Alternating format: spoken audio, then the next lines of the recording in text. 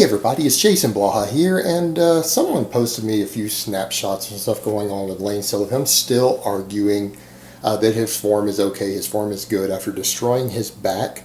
I'm getting a lot of questions about Layne again in general as far as the debate and everything goes, so let me put on my +5 hat of weaponsmithing, work on skilling up my crafting a little bit, and let's talk about this. Alright guys, I've had a lot of stuff going on in my personal life lately. I haven't really even wanted to address this silly ass debate thing. But yeah, I'm still open to it. I'm still willing to accept it only because Layne said, well, he would actually pay for the event and meet me halfway on stuff. So, okay, I can work with that. I'll probably do a video later within the next few days going into that a little bit more as far as what I'm willing to do. But the truth is, the way that he's continuing to go on and on about his injuries not being caused by his terrible form on his squat, makes me think, you know what, maybe I really should agree to debate him on the topic of injuries from weightlifting. The more I think about it, that might actually be an acceptable idea for a debate, because it seems like lately that's been the biggest criticism I have of him lately. It has been him teaching people to hurt themselves, so maybe that is what I need to do for it.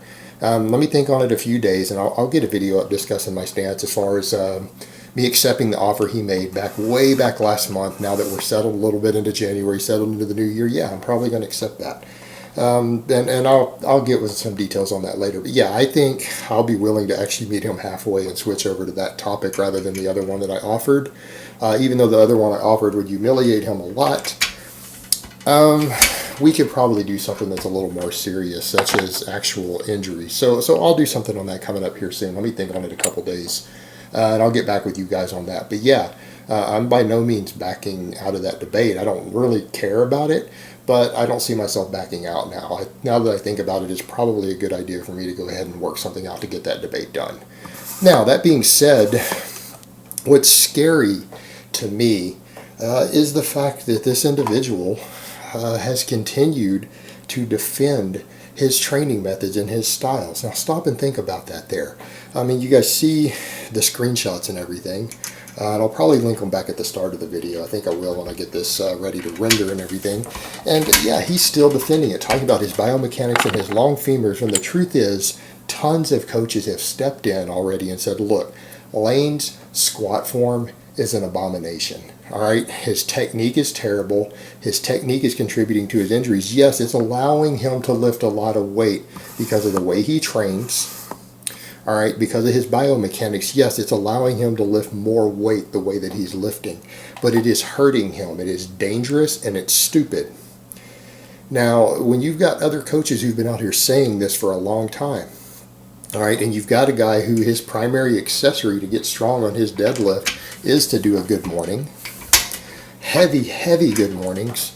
And you know what? I understand that for equipped lifters, good mornings are fantastic. I know Louis Simmons, Dave Tate, all those guys promote doing good mornings as a major accessory movement for the squat. Major accessory movement for the squat, and I get that. However, that's equipped lifting. Equipped lifting, they also do all these box squats.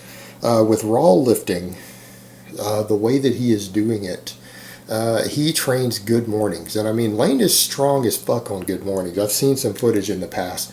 I'm not going to lie, his good mornings are actually pretty impressive. But he also fucking good mornings up his squats. And he, you know, what is the first thing you guys are taught about squatting? Your back needs to be a column, not a lever. He turned his back completely into a lever, and he's doing it with 600 plus pounds. Now, I'm not saying he's not strong. What I'm saying is the biomechanics that this guy does and advocates, using his long legs as the excuse, is dangerous. All right, it doesn't matter that him doing an ultra low bar and slunching down, and he also struggles to hit depth. He has been red lighted for depth a few times at meets because the form he's doing it is a depth issue. But the way he's doing it trims the range of motion way down, and so it allows him to lift more weight, but it also puts his lower back at a really terrible biomechanic position. And the fact is, he's destroyed his back. He has a damaged lower back. He's injured himself numerous times. I mean, he's had bursitis in his hips. He's had neck injuries. And now he's had other back injuries, and now he's had a major lower back injury. And I don't know. I haven't been watching this stuff. I don't know if he's actually able to squat and deadlift again. But a month ago, he wasn't. And even back then I was saying, you keep doing what you're doing, you're going to put yourself in a wheelchair. It's like Layne is always worried that I was going to try to do something to hurt him or his family, which, again, is insane. It's insane. But the fact of the matter is, why would I need to hurt somebody physically who's destroying themselves? The guy's going to put himself in a wheelchair. He is going to put himself in a wheelchair with what he does. Without me having to lift a finger. I don't have to do anything to hurt this guy. He's doing it to himself. And it's at the point to where what the guy's doing to himself, I don't even want to be his enemy anymore. I'm just like, fuck, dude, you're just going to keep fucking yourself up. It's like, you've done more than enough damage to yourself that I don't even feel the need to get revenge for any of the things you've done to me. It's like, dude, you're fucking yourself. It's almost like, damn, could you just slow that down a bit? I know you and I've had beef, but fuck, dude, I don't want to see somebody fuck themselves up any worse than you already have. I don't care if we're kind of enemies. It's like, dude, enough is enough, man. I don't hate you enough to see you with a broken back in a wheelchair. I mean, I really don't. But the scary part is he's doing it to himself, and it's like no one can stop him. Everyone who's tried to warn him, he's like, fuck you, you don't know anything about biomechanics, I'm going to keep doing it. And that's apparently what he's doing. He's suffered a major lower back injury and refuses to admit that his technique is to blame, and he's going to go back in and he's defending his form, and he's going to do the same thing. And he is going to put himself in a wheelchair. And whatever beefs the man and I have had, and we've had some serious beefs. Obviously, he spent a lot of money harassing me and causing hatred towards me and everything else. But I don't want to see a lifter who's an ambassador for the sport of powerlifting, who a lot of people listen to, continue to preach things that are going to hurt himself and others. Because that's the thing that scares me the most with what he does, is that... And this is why I don't want to see him do this.